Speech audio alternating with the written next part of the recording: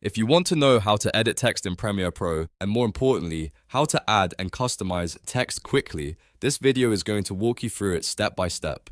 Whether you are making a title, a subtitle, a lower third, or just simple on-screen text, Premiere Pro gives you a few easy ways to do it. And in this tutorial, I'll show you the fastest workflow for 2026, plus a legacy method you can still use if you prefer the older setup.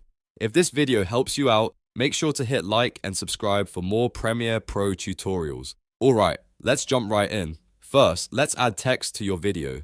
To do that, press T on your keyboard to activate the type tool. This is the quickest way to start typing in Premiere Pro. Once the type tool is selected, go to the program monitor, which is the video preview window, and click anywhere directly on the screen where you want the text to appear. Then just type your message. It can be a title, a label, a callout, or any text you want displayed over your footage. As soon as you type your text, Premiere Pro automatically creates a new graphic clip on your timeline at the exact position of the playhead. That means your text is now treated like an editable graphic layer, so you can move it, trim it, extend it, and style it just like any other clip. If you don't see it right away, make sure you are looking at the right track in your timeline and that your playhead is parked where you want the text to begin.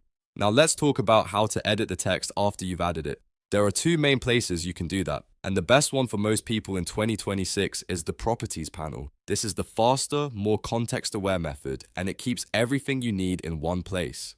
To use it, first select your text clip in the timeline, then go up to Window and choose Properties. In the Properties panel, you can change the font, adjust the size, change the color using fill, and add or modify stroke. You can also fine-tune the look of the text without jumping around multiple menus, which makes this a much smoother workflow. If you want the cleanest editing experience, this is the panel I recommend starting with. It's especially useful when you are working on modern Premiere Pro versions and want to quickly adjust the appearance of your title without losing track of what you're doing. You can make the text bold, change alignment, update spacing, and experiment with different styles until it matches your video. Now, if you are used to the older Premiere Pro workflow, or if you are already managing things like motion, masks, or other effects, you can also use the Effect Controls panel. To do that, select the text clip in the timeline, then go to Window and click Effect Controls. Inside Effect Controls, look for the text header, which will usually show your text layer name. Twirl that section open and you'll reveal many of the same font and style options you saw in Properties. This is helpful if you like working in the traditional controls panel or need to keep everything in one centralized place while editing. The important thing to remember is that both methods can get the job done. Properties is generally faster and easier for text styling, while Effect Controls can be more comfortable if you are already familiar with Premiere's legacy layout. So if you are just getting started, I'd suggest using Properties first. If you are doing more advanced editing, Effect Controls may fit better into your workflow. Now let's cover a couple of quick navigation tips that will save you time. First, when you are done typing, always press V on your keyboard to switch back to the selection tool.